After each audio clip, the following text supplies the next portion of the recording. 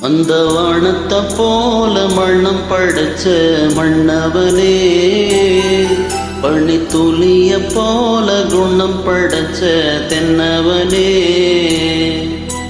மஞ்சளிலே ஒரு நூல் எடுத்து விண்ணுக்கும் மண்ணுக்கும் சம்பந்தம் உண்டன்னு சொன்னது யாரு? அது மன்னவன் பேரு. அந்த வானத்தை போல மனம் படைச்ச மன்னவனே, பனித்துளிய போல குணம் படைச்ச தென்னவனே.